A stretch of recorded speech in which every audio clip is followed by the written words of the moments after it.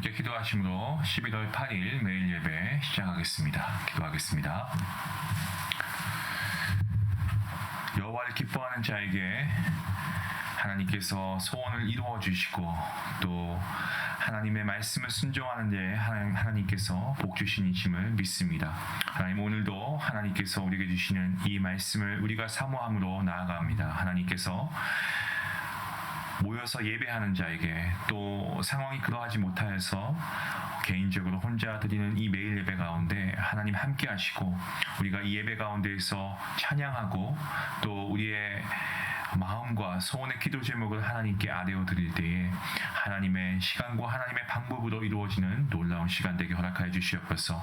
찬양할 때 기쁨을 도와주시고 말씀을 함께 들을 때에 정말 꿀보다 단 그러한 하나님의 말씀 우리가 듣는 그대로 아멘으로 화답할 수 있도록 도와주시고 이를 통하여 영육간의 풍성함이 더하게 허락하여 주시옵소서. 아버지, 시간 연약한 지체를 위해서 기도합니다. 하나님께서 그 필요를 아시고 채워주시며 특별히 육신의 질병으로 인하여서 신음하고 고통당하는 주님의 자녀들 가운데 함께 하셔서 그 마음에 천국의 소망도 허락하여 주시고 강하고 담대한 믿음도 허락하여 주시고 아버지, 하나님이 하시거든 능히 치유할 수 있음을 믿으며 아버지, 끝까지 하나님께 말씀으로 순종하며 주님을 붙들고 살아갈 수 있는 귀한 믿음 허락하여 주시옵소서. 성도들의 영적 필요를 생각하면서 아버지 하나님께 기도합니다. 하나님, 말씀이 선포될 때에 정말 아멘으로 화답하게 하시고 그 말씀을 듣고 오늘 하루도 믿음으로 승리하게 하여 주시옵소서. 모든 예배 가운데 하나님 함께 하실 줄 믿고 감사하며 이 모든 말씀 예수님의 이름으로 기도하옵나이다. 아멘. 찬송가 200장 함께 하시겠습니다.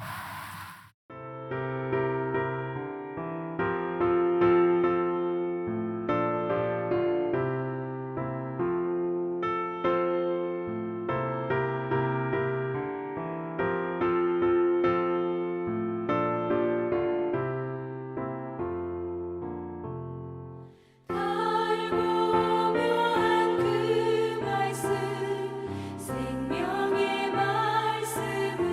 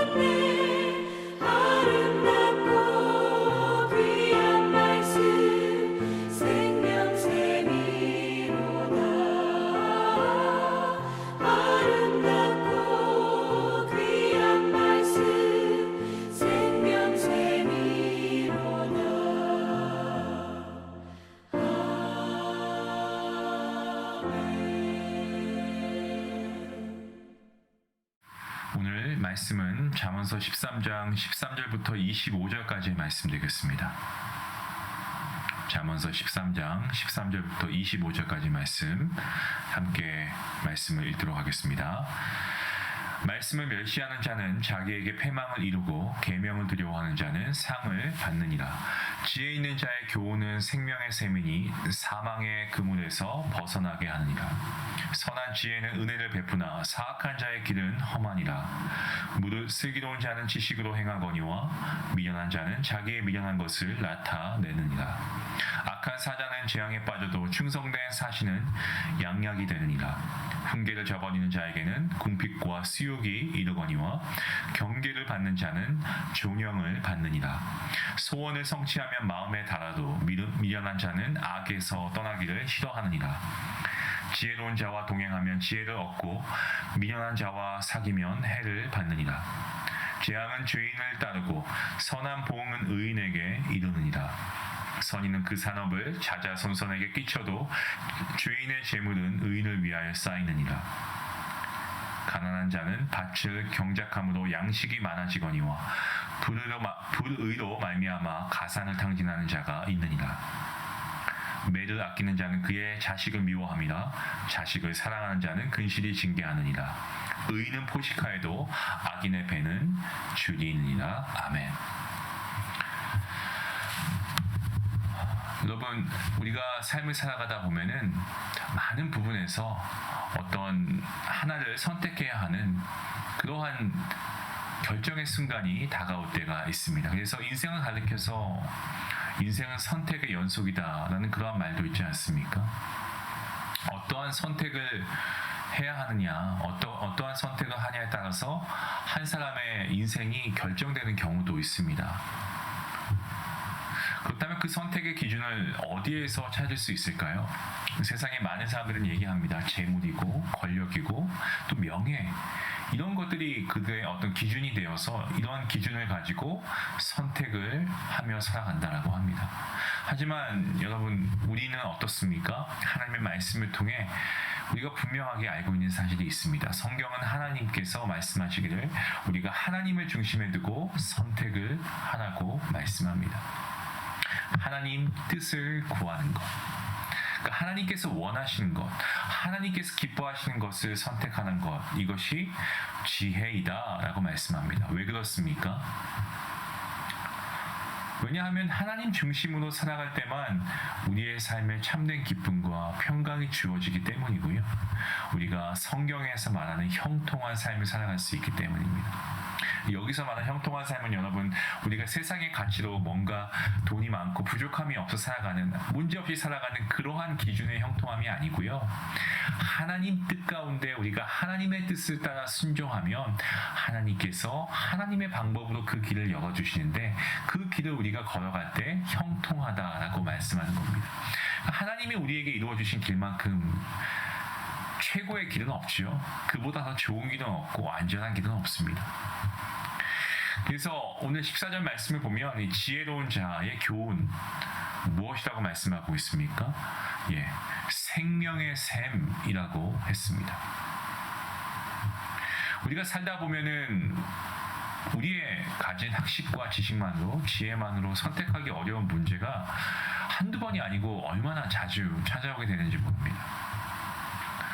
뿐만 아니죠. 사냥꾼의 그물처럼 세상에는 정말 저와 여러분을 사망으로 이끄는 유혹들이 많이 있습니다.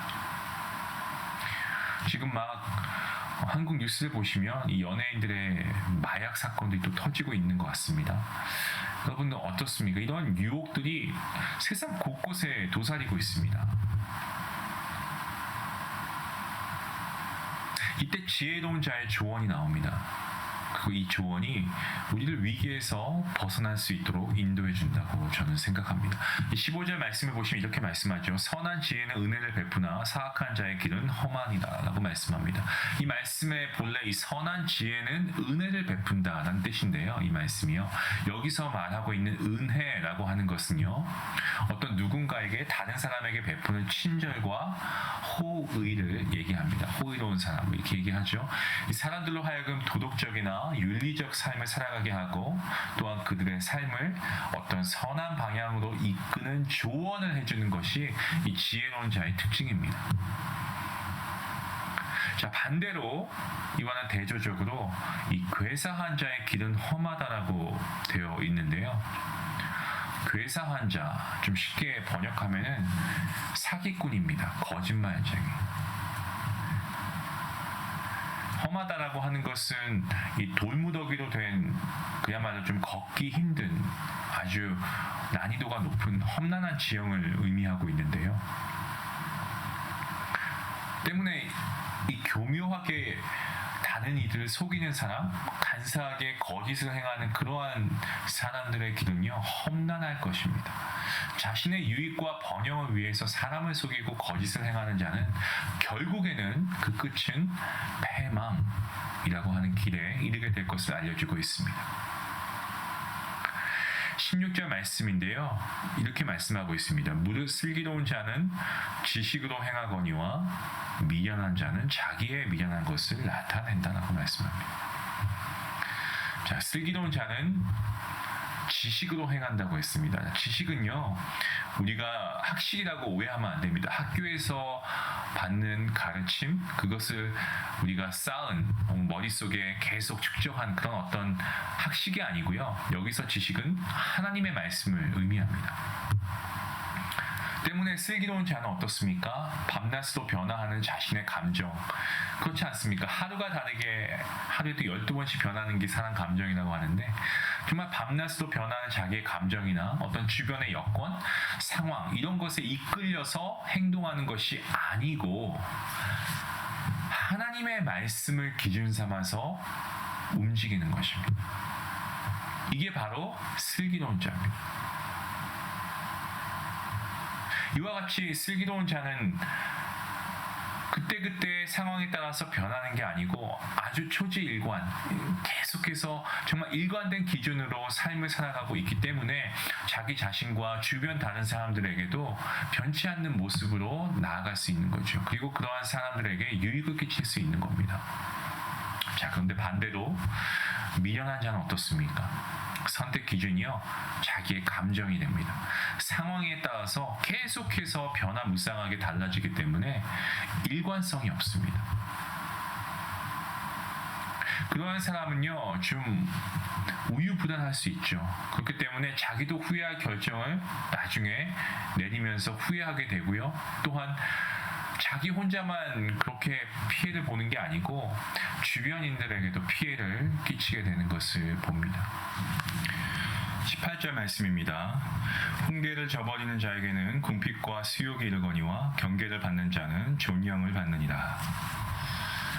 훈계는 이 잘못된 길로 걸어가는 자에게 올바른 길로 돌아오라고 하는 지혜자의 권면이고 가르침입니다.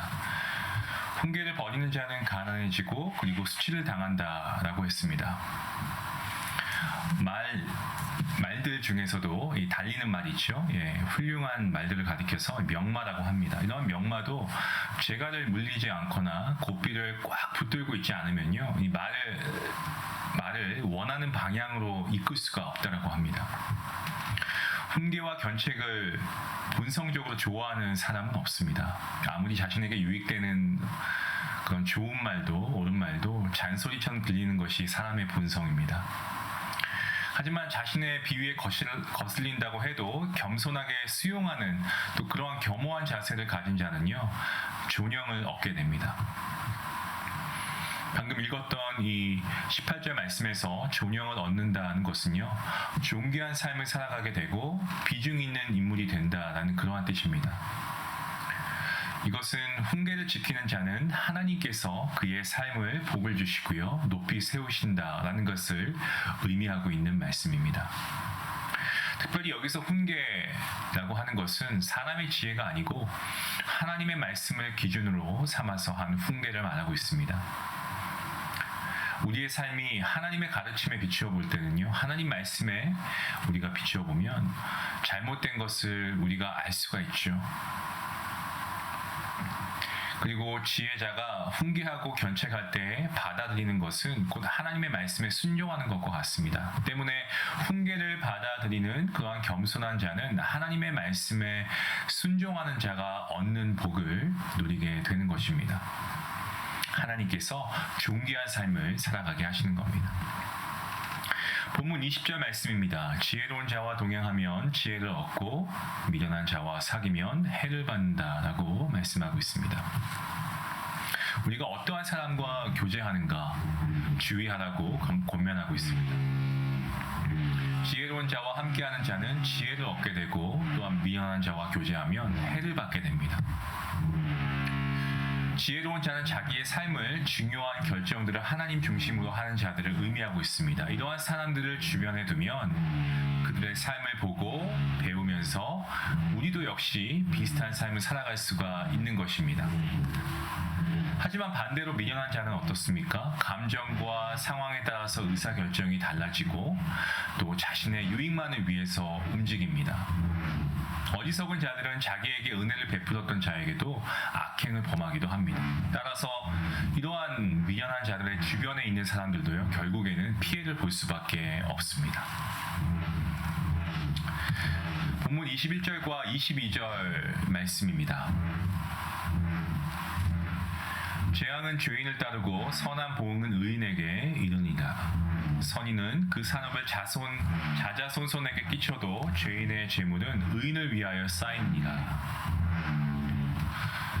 솔로몬은 의인과 악인이 그들의 인생 가운데 받게 될 완전히 상이한 보응이 있다는 것을 보여주고 있습니다.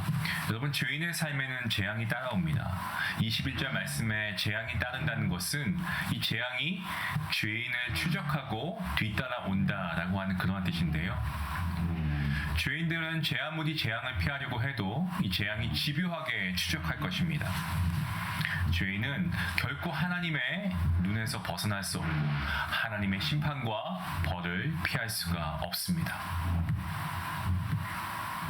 반대로 의인의 삶, 시편 23편 다윗의 고백과 같습니다. 나의 평생의 선하심과 인자하심이 정녕 나를 따를 것이니. 아멘입니다. 의인에게는 선하게 살아간 복과 은총이 확실하게 임할 것입니다. 놀라운 것은 오늘 본문 22절 말씀처럼 한 세대가 여호와께 충성하며 살아갈 때에 그뿐만이 아니고 그의 자녀들까지도 복을 받는다는 사실입니다. 여러분, 저도 아이가 있습니다만 저희 세 아이들 정말 부모의 입장에서는 우리의 자녀가 그렇지 않을까요? 하나님의 복을 받는 것보다 더 큰 기쁨이 세상에 어디 있겠습니까? 하나님께서는 의로운 자 그리고 선을 행하는 자들의 가정까지도 돌보시고 책임지시고 풍성한 복을 주시겠다라고 약속하십니다. 사랑하는 성도 여러분, 우리는 하나님의 훈계를 겸손하게 듣고 살아가고 있습니까? 우리의 삶 가운데 중요한 일을 선택할 때에 하나님의 말씀을 중심으로 살아가고 있습니까? 하나님께서 보여주신 지혜로운 길, 선한 길을 걸어갈 수 있길 원합니다. 그 길은요, 생명의 길이고요. 그 길은 기쁨의 길이고 그 길은 풍성한 복이 임하는 길인 줄로 믿습니다. 사랑하는 성도 여러분, 하나님의 지혜로 생명을 누리며 살아갈 수 있는 여러분 모두가 될 수 있기를 주님의 이름으로 간절히 축원합니다. 기도하시겠습니다. 하나님 감사합니다. 하나님, 우리 앞에 정말 부족한 우리의 모습이 많음을 고백합니다. 하나님, 우리가 정말 하나님의 자녀가 되어서 하나님의 뜻 안에서 우리가 살아야 할 터인데 우리 안에 있는 올바르지 못한 모습들이 아직도 우리의 삶을 지배하는 가운데 있음을 고백합니다. 하나님, 지혜로운 삶을 구하게 하여 주시옵소서. 지혜의 근원이 되시는 하나님을 의뢰하며 신뢰하고 하나님 말씀에 순종할 수 있는 우리가 될 수 있기를 원합니다. 하나님, 세상에 따르는 길이 내게 아무리 많은 부와 명예를 준다라고 할지라도 그것을 얻기 위해서 정말 성경에서 말씀하는 어리석은 자가 되지 않도록, 어리석은 선택을 하지 않도록 하나님 함께해 주시고 늘 지혜자의 삶을 살아갈 수 있도록 하나님의 말씀을 가까이 하며 그 말씀을 순종할 수 있는 우리 모두가 되게 인도하여 주시옵소서. 감사하며 예수님의 이름으로 기도하옵나이다. 아멘. 네, 설교 도중에 공사로 인해서 소음이 있었던 점 여러분 양해를 구하겠습니다. 계속해서 교회 공사가 진행되는 가운데 여러분의 기도가 큰 힘이 됩니다. 여러분 안전하게 모든 공사가 잘 맞춰질 수 있도록 기도해 주시기 바랍니다. 그리고 오늘 말씀 생각하시면서 우리가 오늘 말씀대로 정말 지혜로운 삶을 가지고 살아가되 우리가 지혜의 근원이 되시는 하나님을 의뢰하며 순종하며 그 말씀대로 나아갈 수 있게 달라고 기도할 수 있기 원합니다. 함께 기도하시겠습니다.